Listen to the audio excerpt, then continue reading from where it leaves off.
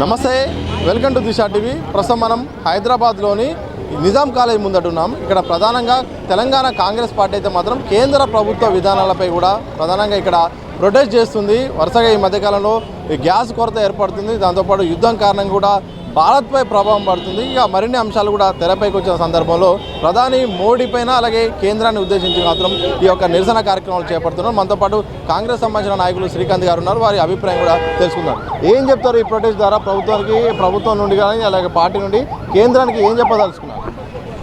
ఫిబ్రవరి 28 మన Indian time ప్రకారం 11:30కి start అయిన వార్, ఇజ్రాయిల్ అమెరికా కలిసి ఇరాన్ మీద దాడి చేయడం మనకు తెలిసిందే.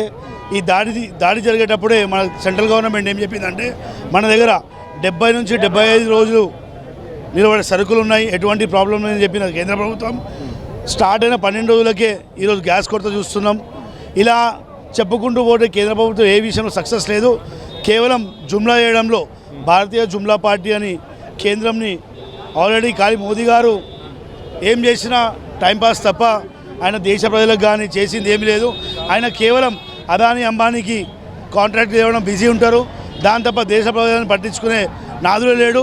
మీరు చూసుకున్నట్టయితే ఈరోజు గ్యాస్ కొరత వల్ల కేవలం హోటల్స్ వాళ్ళే కాదు, చిన్న చిన్న టిఫిన్ సెంటర్సు, ఫాస్ట్ ఫుడ్ వాళ్ళు, అదేవిధంగా అక్కడ పనిచేసే వెయిటర్లు, అక్కడ రోజు సప్లై చేసే కూరగాయలు సప్లై చేసేవాళ్ళు, పాలు సప్లై చేసేవాళ్ళు కాకుండా డైలీ వేజెస్ లేబర్ వాళ్ళు కూడా ఈ గ్యాస్ కొరత వల్ల, ఎల్పిజి గ్యాస్ కొరత వల్ల నష్టపోతున్న విషయం మన అందరికీ తెలిసిందే. దయచేసి ఏ విధంగా అయితే మోదీ గారు మన అదానీ గారికి ఎలాగైతే కాంటాక్ట్ తీసుకొస్తారో, మన కాల్ మాట్లాడతారో, మన వెళ్ళి మాట్లాడతారో, ఈ ఎల్పిజి గ్యాస్ కొరత తగ్గించి ఈ దేశ ప్రజలని మంచి మార్గంలో నడవాలని మీ ద్వారా కోరుతున్నాం. కేంద్రం ఏమంటుందంటే వదంతుల కారణంగానే జనాలు కూడా ఒక్కసారిగా బుకింగ్ చేసుకోవడంలో ఇబ్బంది అవుతున్నాయి. దేశానికి కావాల్సిన వనరులన్నీ కూడా గ్యాస్తో పాటు ఇటు చమురు కూడా ఉంది, కానీ ప్రజలు ఆందోళన చెందొద్దని కూడా చెప్తున్నారు. దీనికి కారణం ఎల్పిజి గ్యాస్ ఉంటే ఈరోజు హోటల్ ఎందుకు మూతపడతాయి, టిఫిన్ సెంటర్లు ఎందుకు మూతపడతాయి? ఇప్పుడు యూపీలో, ఢిల్లీలో మీకు ఒక 2-3 కిలోమీటర్ లైన్ ఉంది. ఆయన టైంపాస్ పిచ్చోలు వెళ్ళేవాడరా, పని పాటలు వెళ్ళేవాడరా వాళ్ళు. ఇదంతా ఇప్పుడు కూడా ఈ మీడియాను వాడుకొని పబ్లిక్ని పక్కదోవ పట్టించడం తప్ప ఈ బీజేపీ గవర్నమెంట్ మన తెలంగాణకు చేసింది ఏం లేదు. ఇంకా ఇక్కడ ఉన్న ఎంపీలతో సవాల్ చేస్తున్నా, 2 సెంట్రల్ మినిస్టర్లు, 8 మంది ఎంపీలు ఇచ్చారు తెలంగాణ ప్రజలు. మీరు తెలంగాణకి ఏం తెచ్చిర్రో చూపెట్టండి, తెలంగాణకు మీకు ఏం తెచ్చారో చూపెట్టండి. ఎప్పుడు చూసినా తెలంగాణకి కేంద్ర ప్రభుత్వం మొండి వైఖరి తప్ప తెలంగాణకి చేసింది కేంద్ర ప్రభుత్వం ఏం లేదు. ఇంకా మనం కట్టే జిఎస్టీ పైసలనే వాళ్ళు ఇంకా మనకు మొత్తం ఇచ్చేది కూడా ఇవ్వకుండా ఇక్కడ మన మీడియా ద్వారా, కొన్ని మీడియా ఛానల్ని, సోషల్ మీడియా ద్వారా ప్రజలని తప్పుదో వచ్చించుడు తప్ప బీజేపీ గవర్నమెంట్ మన స్టేట్ గవర్నమెంట్కి ఇచ్చింది ఏం లేదు, వాళ్ళు మనకు చేసేది కూడా ఏం లేదు. భవిష్యత్తులో ఎలాంటి కార్యాచరణ కూడా కేంద్ర ప్రభుత్వంపై ఒత్తిడి తీసుకురావడానికి కాంగ్రెస్ కూడా సిద్ధమవుతుంది. 100% అండి. ఇప్పుడు పార్లమెంట్లో ఎవరు గట్టిగా మాట్లాడితే వాళ్ళని తీసి బయట సస్పెండ్ చేస్తున్నారు.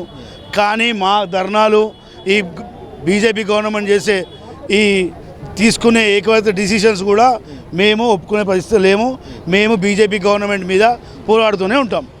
అదేవిధంగా గౌతమ్ అదానీ గారి పేరు అమెరికాలో కరప్షన్ కేసెస్లో ఉందో, ఏ విధంగా అనిల్ అంబానీ గారి పేరు ఎఫ్సిన్ ఫైల్స్ వచ్చిందో, ముఖ్యంగా యూనియన్ క్యాబినెట్ మినిస్టర్ అయినటువంటి హర్దీప్ సింగ్ పూరి గారి పేరు కూడా ఎఫ్సిన్ ఫైల్స్లో రావడం జరిగింది. ఇంకా 35 లక్షల ఎఫ్సిన్ ఫైల్స్ ఇంకా విడుదల చేయాల్సి ఉంది.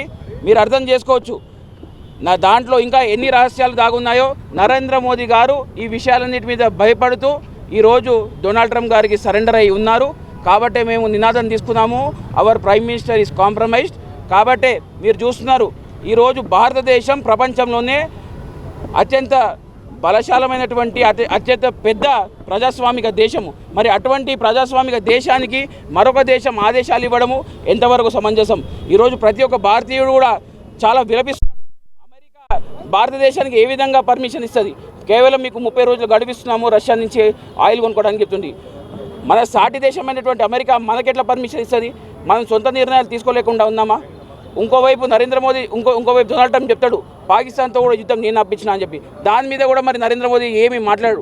అంటే డొనాల్డ్ ట్రంప్ గారు భారతదేశం పట్ల ఎటువంటి అనుచిత వ్యాఖ్యలు చేసినా కానీ మన ప్రధానమంత్రి నరేంద్ర మోదీ గారు నోరు మూసుకుంటున్నారు. ఎందుకు నోరు మూసుకుంటున్నారు?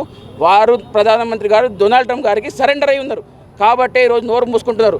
కాబట్టే భారతదేశ ప్రజల తరఫున మేము డిమాండ్ చేస్తున్నాం, నువ్వు వెంటనే రాజీనామా చేయి, లేకపోతే ఈ అలిగేషన్స్ మీద ఈ దేశ ప్రజలకు సమాధానం చెప్పు. అప్పటి వరకు మా ఈ ఉద్యమం కాంగ్రెస్ పార్టీ తరఫున రాహుల్ గాంధీ గారి తరఫున కొనసాగుతూనే ఉంటుందని చెప్పేసి ఈరోజు తెలియజేస్తున్నాం.